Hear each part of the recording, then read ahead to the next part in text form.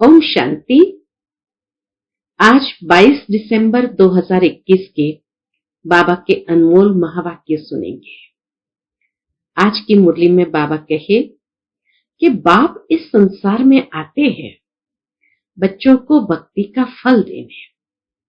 भक्ति का फल है ज्ञान और ज्ञान से सद्गति होती है। साथ ही साथ बाबा ब्राह्मण बच्चों को बहुत सुंदर प्रेरणा देते हैं कि ब्राह्मण बच्चों को सर्विस बहुत अच्छी करनी है, सदा अपनी उन्नति का ख्याल रखना है, पढ़ाई में तीव्र आगे बढ़ना है। साथ ही साथ बाबा कहे अपना तन मन धन ईश्वरीय सेवा में सफल करना है और अपनी चलन के ऊपर भी विशेष ध्यान देना है। यह संगम युगी ब्राह्मण जीवन का महत्व है। सुनते हैं बाबा के मधुर महावाक्य। ओम शांति। मीठे बच्चे, बाप आए हैं तुम्हें भक्ति का फल देने। भक्ति का फल है ज्ञान, ज्ञान से ही सद्गति होती है। आज की मुरली से प्रश्न है, इस ब्राह्मण कुल में बड़ा किसको कहेंगे? उनकी निशानी सुनाओ। उत्तर है, ब्राह्मण कुल में बड़े से बड़े वह है जो अच्छी सर्विस करने वाले हैं, जिन्हें सदैव अपनी उन्नति का ही होना यानी ख्याल रहता है, जो पढ़ाई कर बहुत तीखे जाते हैं। ऐसे महावीर बच्चे अपना तन मन धन सब ईश्वरीय सेवा में ही सफल करते हैं। अपनी चलन पर बहुत ध्यान देते हैं। आज की मुरली से पहले गीत बजा है, तूने रात गंवाई सोकर, दिवस गंवाया खाके। ओम शांति। यह गीत अनकरेक्ट है, अर्थात सही नहीं है। इस दुनिया में तुम जो भी सुनते हो सब है अनकरेक्ट, अर्थात झूठ। बाप बैठ समझाते हैं, हे भारतवासी बच्चों, बच्चे जो सन्मुख है उन्हों को ही कहेंगे। तुमको अभी मालूम पड़ा है वह है भक्ति मार्ग। वेद शास्त्र उपनिषद आदि कितने भक्ति मार्ग में जन्म जन्मांतर पढ़ते आते हैं। गंगा स्नान करते आए हैं। पूछो ये कुंभ का मेला कब से लगता आया है? कुंभ का मेला कब से लगता है बाबा के पूछो, कहेंगे ये तो अनादि है। कब से करते आए हो ये बता नहीं सकते हैं। बाबा कहे उनको पूछो ये कुंभ का मेला कब से करते आए हो, तो क्या कहेंगे? यह तो अनादि है। कब से करते आए हैं तो बता नहीं सकेंगे। उनको यह पता ही नहीं है कि भक्ति मार्ग कब से शुरू होता है। कल्प की आयु ही उल्टी कर दी है। कहते हैं शास्त्रों में लिखा हुआ है ब्रह्मा का दिन और ब्रह्मा की रात। यह एक गीता में ही है। गीता में ही ये बात आती है, ब्रह्मा का दिन और ब्रह्मा की रात। अब बाप समझाते हैं तुम ब्राह्मणों का दिन और रात है बेहद की। आधा कल्प दिन, आधा कल्प रात। जरूर इक्वल चाहिए ना। आधा कल्प से भक्ति मार्ग शुरू होता है, ये किसको पता नहीं है। सोमनाथ का मंदिर कब बना? पहले पहले सोमनाथ का मंदिर ही बना है अव्यभिचारी भक्ति के लिए। द्वापर शुरू होते ही बाबा कहे सबसे पहले पहले सोमनाथ का मंदिर ही बना है। किस लिए? अव्यभिचारी भक्ति के लिए, एक की भक्ति के लिए। तुम जानते हो आधा कल्प पूरा होता है तब ब्रह्मा की रात शुरू होती है। लाखों वर्ष की तो बात हो न सके। कहते हैं 1300-1400 वर्ष हुए होंगे जबकि मोहम्मद गजनवी मंदिर से खजाना लूट कर ले गया। इस पुरानी दुनिया से हमारा कोई ताल्लुक नहीं है। और धर्म वाले जो आते हैं वह सब बीच बीच के बाई प्लॉट है। अभी तो उन्हों की भी अंत है। तमो प्रधान है और धर्म वालों की भी तमो प्रधान स्टेज है तो अंत है। कितनी वैरायटी है। सूर्यवंशी फिर चंद्रवंशी हुए, 2 कला कम हुई, फिर दूसरे वैरायटी आते गए हैं। इस समय है ही भक्ति मार्ग। ज्ञान से होता है दिन सुख, भक्ति से होती है रात दुख। जब भक्ति पूरी हो तब ज्ञान मिले। ज्ञान देने वाला एक ही ज्ञान सागर बाप है। वह कब आते हैं, शिव जयंती कब मनाई जाती है, यह भी किसको पता नहीं है। अभी तुमको बाबा बैठ समझाते हैं कि भक्ति कितना समय चलती है, फिर ज्ञान कब मिलता है। आधा कल्प से यह भक्ति मार्ग चलता ही आया है। सतयुग त्रेता में यह भक्ति मार्ग के चित्र आदि कुछ भी होते नहीं, भक्ति का अंश भी नहीं रहता। अब कलयुग का अंत है, तब भगवान को आना पड़ता है। बीच में किसको भगवान मिलता ही नहीं। द्वापर के बीच में या कलयुग के बीच में बाबा के किसको भी भगवान मिलता ही नहीं। कहते हैं पता नहीं किस रूप में भगवान मिलेगा। गीता का भगवान अगर कृष्ण है तो वह फिर कब आएंगे राजयोग सिखाने। मनुष्य को कुछ भी पता नहीं। मनुष्य तो बिल्कुल ही बाबा कहे कुछ भी पता नहीं है। भक्ति मार्ग बिल्कुल ही अलग है, ज्ञान बिल्कुल अलग है। गीता में है भगवान वाच, गाते भी है हे पतित पावन आओ। एक तरफ पुकारते रहते हैं, दूसरे तरफ फिर गंगा स्नान करने जाते हैं। निश्चय कुछ भी नहीं है। क्या आखिर भगवान पतित से पावन बनाएगा या गंगा स्नान करने से पतित से पावन बनेंगे। निश्चय कुछ भी नहीं है, क्योंकि पता ही नहीं है कि पतित पावन परमात्मा कौन है। तुम बच्चों को अब ज्ञान मिला है, तुम जानते हो अभी हम योग बल से सदगति को पाते हैं। बाबा कहते हैं माम एकम याद करो तो विकर्म विनाश होंगे। मैं गारंटी करता हूं। पतित पावन बाप कहते हैं मैंने 5000 वर्ष पहले भी ऐसे कहा था कि हे बच्चे, देह सहित देह के सब संबंधों से बुद्धियोग तोड़ मुझे याद करो। ये गीता के महावाक्य है, परंतु गीता मैंने कब सुनाई ये किसको मालूम नहीं है। मैं बतलाता हूं।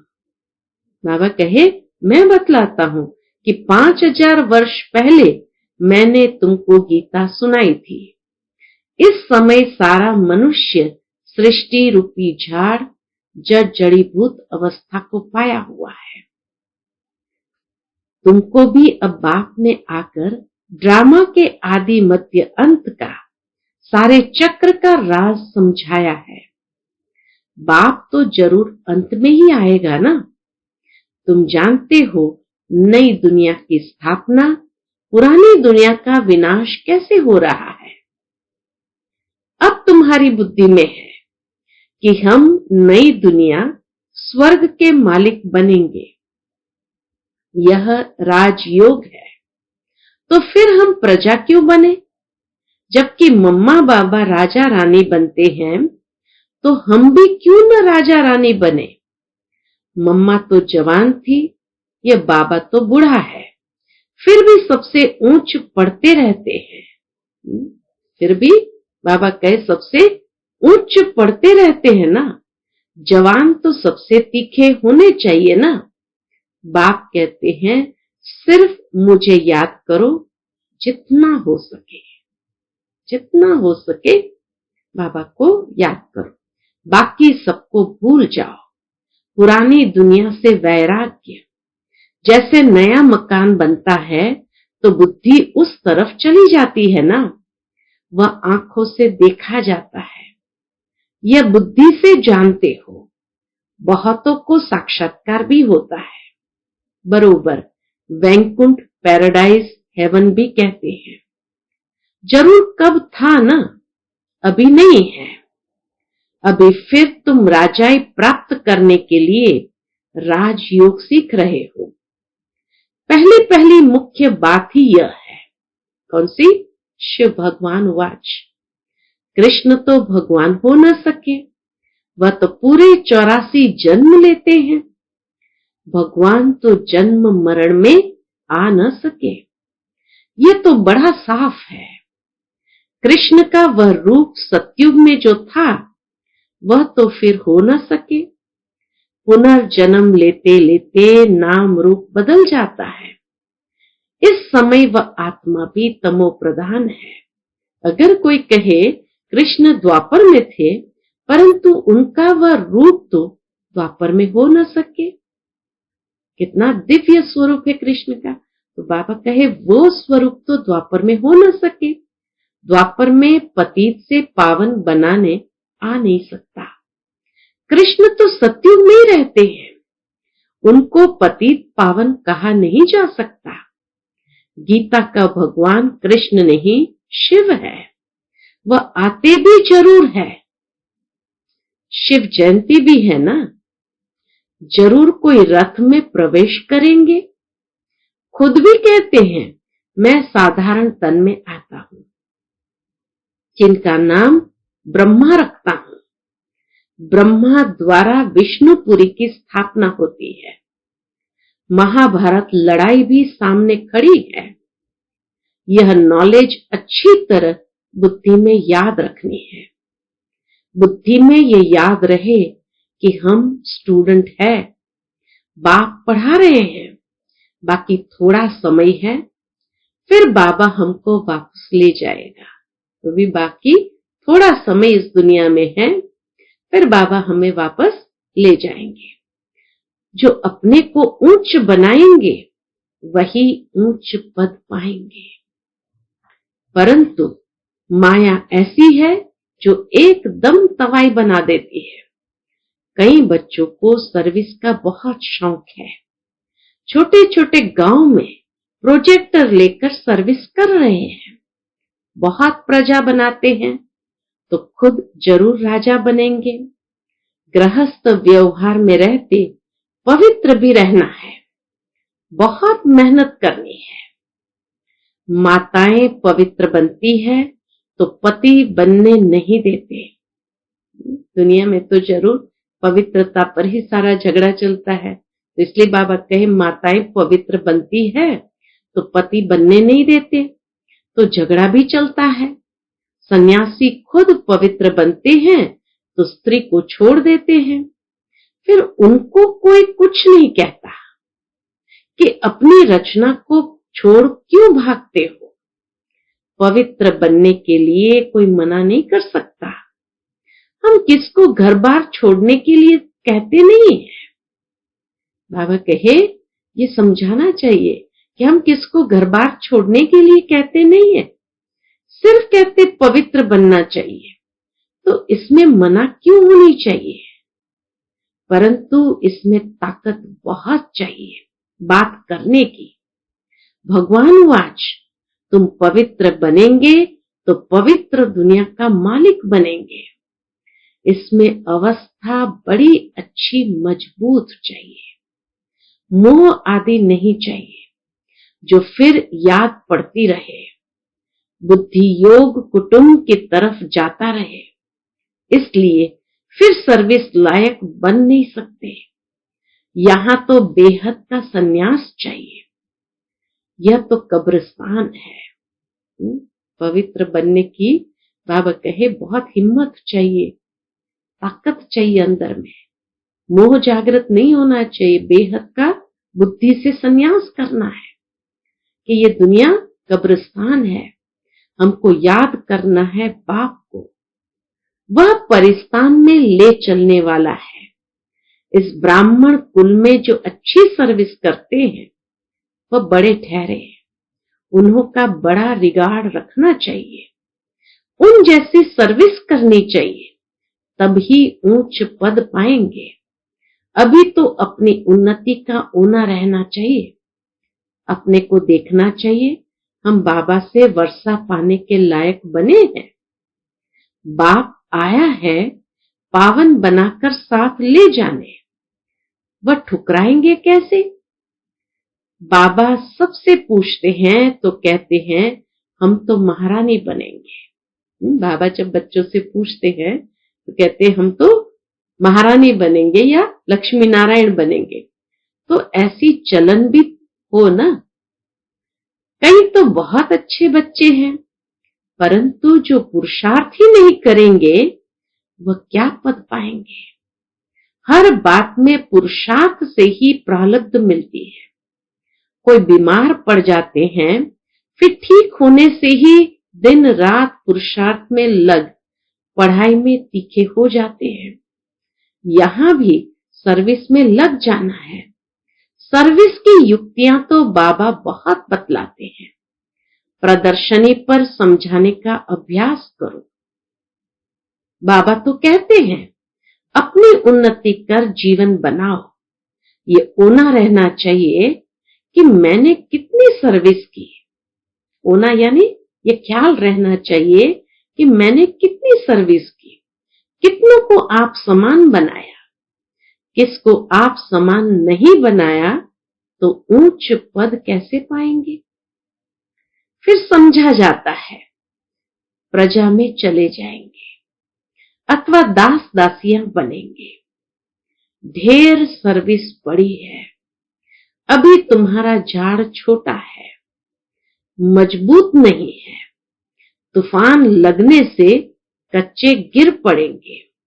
माया बड़ा हैरान करती है। माया का काम ही है बाबा से बेमुख करना। चलते चलते ग्रहाचारी जब उतरती है तब कहते हैं हम तो बाबा से पूरा वर्षा लेंगे, तन मन धन से पूरी सेवा करेंगे। कहां कहां माया गफलत कराती है। फिर श्रीमत पर चलना छोड़ देते हैं। फिर कभी स्मृति आती है तो श्रीमत पर चलते हैं। इस समय दुनिया में है रावण संप्रदाय, ये देवताएं हैं राम संप्रदाय। रावण संप्रदाय वाले राम संप्रदाय के आगे माथा टेकते हैं। तुम जानते हो हम विश्व के मालिक थे, 84 जन्म लेते लेते अब क्या हाल हो गया है। अब बाप सबको पुरुषार्थ कराते हैं, नहीं तो बहुत पछताना पड़ेगा। हम भगवान की श्रीमत पर न चले। बाबा तो रोज समझाते हैं बच्चे गफलत मत करो। सर्विस करने वालों को देखते हो कैसी अच्छी सर्विस करते हैं। फलाना फर्स्ट ग्रेड, फलाने सेकंड ग्रेड में सर्विस करने वाले हैं। फर्क तो रहता है ना। बाप बच्चों को समझाएंगे तो सही ना। अज्ञान काल में बाप थप्पड़ भी मारते हैं। यहां तो बेहद का बाप प्यार से समझाते हैं। लौकिक में तो अगर बाप समझाते और बच्चा न माने तो बाबा कहे बाप थप्पड़ भी मारते हैं। यहां यह बेहद का बाप तो प्यार से समझाते हैं। अपनी उन्नति करो, जैसा हो सके पुरुषार्थ करना चाहिए। जैसा भी हो सके खुद से पुरुषार्थ करना चाहिए। बाप को खुशी होती है कि 5000 वर्ष के बाद फिर आकर बच्चों से मिला हूं, राजयोग सिखला रहा हूं। गीत है ना, तुम भी वही हम भी वही है। तो बाप कहते हैं तुम बच्चे भी वही हो। इन बातों को और कोई समझ न सके। बाप और बच्चों की भाषा न्यारी और रूहानी है, तो कैसे कोई समझ सकेंगे, है ना। अच्छा, मीठे मीठे सिकिलते बच्चों प्रति माता पिता बाप दादा का याद प्यार और गुड मॉर्निंग। रूहानी बाप की रूहानी बच्चों को नमस्ते। हम सब रूहानी बच्चों की रूहानी माता पिता बाप दादा को याद प्यार, गुड मॉर्निंग और नमस्ते। नमस्ते। शुक्रिया बाबा, शुक्रिया। आज की मुरली से धारणा के लिए मुख्य सार है, पहली पॉइंट, स्वयं को सर्विस के लायक बनाना है। जो अच्छी सर्विस करते हैं उनका पूरा पूरा रिगार्ड रखना है, अपनी उन्नति का ख्याल करना है। दूसरी पॉइंट, तन मन धन से पूरी सेवा करनी है, श्रीमत पर चलना है, गफलत नहीं करनी है। आज का बाप दादा का हम बच्चों के प्रति मधुर वरदान है, मास्टर ऑलमाइटी अथॉरिटी की सीट पर सेट रहने वाले सहज और सदा के कर्म योगी भव। मास्टर ऑलमाइटी अथॉरिटी की सीट पर सेट रहने वाले सहज और सदा के कर्म योगी भव। जैसे किसी मशीनरी को सेट किया जाता है तो एक बार सेट करने से फिर ऑटोमेटिकली चलती रहती है। इसी रीति से मास्टर ऑलमाइटी अथॉरिटी की स्टेज पर स्वयं को एक बार सेट कर दो तो कभी कमजोरी के शब्द नहीं निकलेंगे। हर संकल्प, शब्द व कर्म उसी सेटिंग प्रमाण ऑटोमेटिक चलते रहेंगे।